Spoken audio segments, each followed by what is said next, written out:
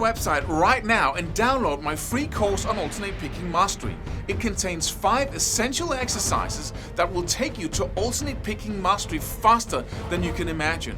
And then I've included my method of how to lay out a practice plan in just 1 to 2 minutes that will absolutely boost your results like nothing you ever tried before. So go download it right now. It's free.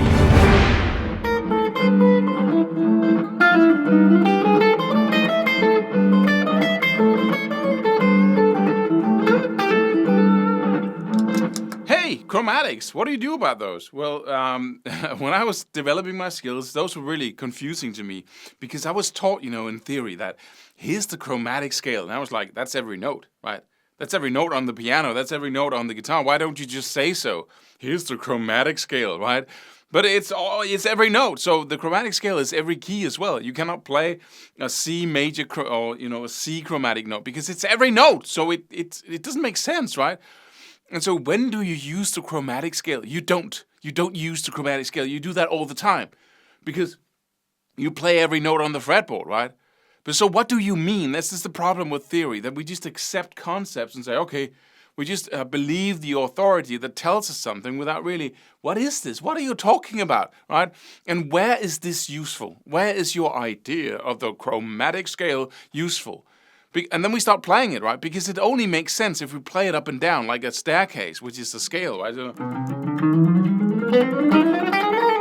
And you should practice the chromatic scale. What an idiotic idea. The whole concept of a scale is that you don't play all the notes on the fretboard, right? That's a whole idea. Because if you do, why did we even invent scales? It's so we can play music that doesn't sound like this. Right? We want structure, and the structure is picking out 7 notes from that chromatic scale that has certain intervals in between the notes, and that creates logic to the human ear anyway, right?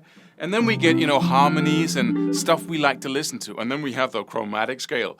And it doesn't make sense. It's one of those concepts that never made sense to me.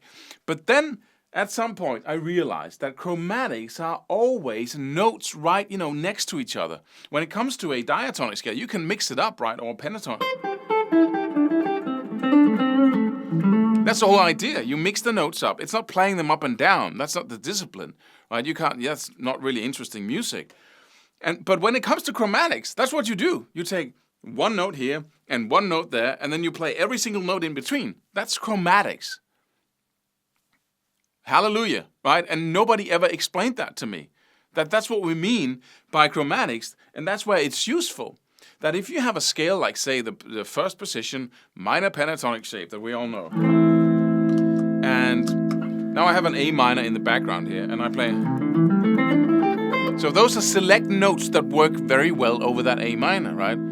But we can take all the notes in between those scale notes on each and every string and connect them. And because we have the structure of the pentatonic scale already, and we're connecting notes that make sense, then we are able to hear those chromatic notes as logical, or they fit into the structure, and so they don't seem out to, even though they're crazily out,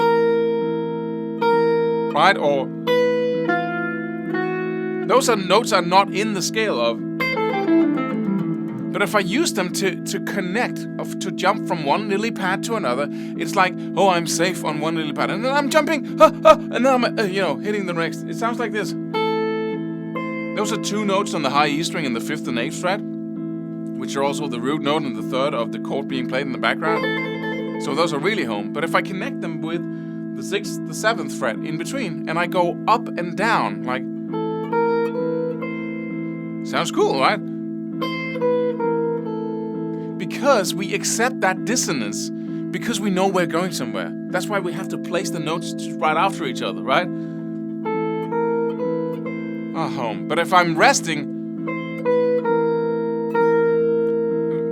that's unacceptable to the ear, right? Unless we're into some kind of advanced jazz. So that's the concept. That's it. So how can we use this? Well, first of all, we can play the whole A minor pentatonic scale and connect all the dots, connect all the scale notes. which gives us 4 notes on some strings and 3 notes on others. Which is a really cool exercise in chromatics. So drop the... Right? When are you going to... that's a cool little lick, right? That you can use perhaps in some... But when are you actually going to use that a lot, right? But you're going to use this. This is useful.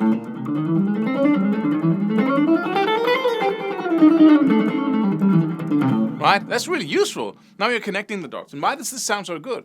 Well, because we're not using chromatics all the time. We only take the notes that are on the same string and connect those. But every time we go from string to string, there are 2 notes there that are not connected chromatically. Because, if you see, look at this. That's connecting the first 2 notes. But when I go to the B string, from the 5th on the E string to the B string, 8th fret, there's no chromatic note in between those. It would be this, right? But I'm just playing. So every string shift is just 2 normal scale notes connected with no chromatics. So we mix it. So the ear still hears the scale. And because if I were going... then I would just be connecting every single note on the fretboard, which would be chromatic, and it's just out of everything, right? But if I'm connecting only every other scale note, then the ear still hears the minor pentatonic scale. It still has structure to it, and that's the miracle here. So if you just use this little simple concept here, you can actually create cool chromatic lines just by going...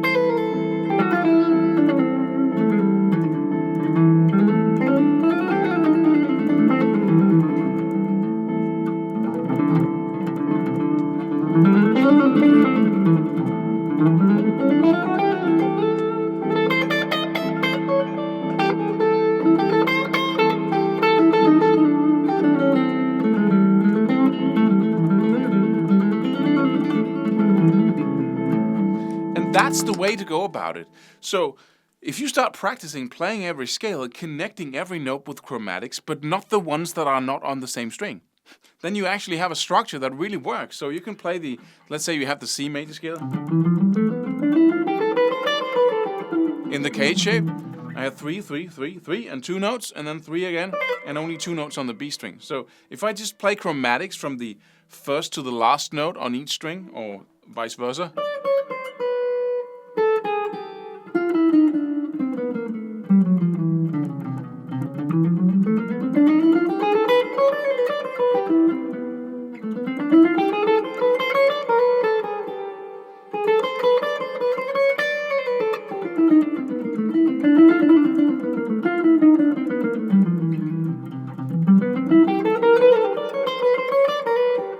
and if you play 4 chromatic notes, and then you stay with the scale or the arpeggio or whatever you're playing, then you play another 4. So you constantly go back and forth between connecting notes chromatically and then not.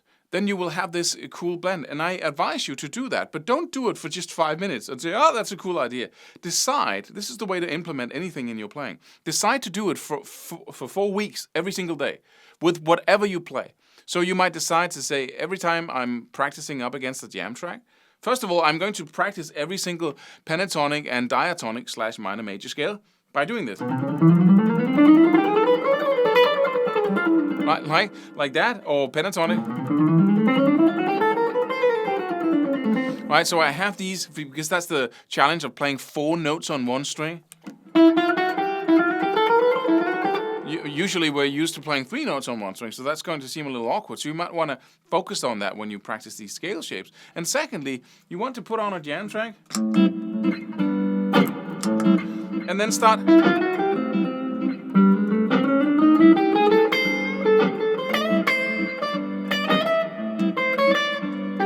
I'm just connecting whole tone intervals, just taking that in between.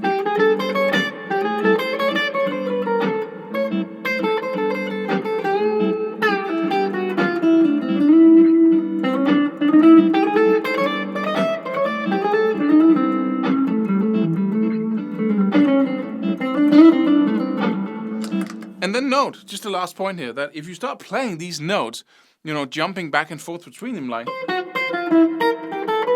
Then suddenly, what is that? Like, right? It sounds really out, and that's not chromatic. That's not the chromatic sound. So just note that you're tying notes that really work up against the chord together with chromatic, and that's the whole point of chromatics, right? It's not just all the notes on the fretboard. It's actually tying together notes that sound good, and then your ear will accept it.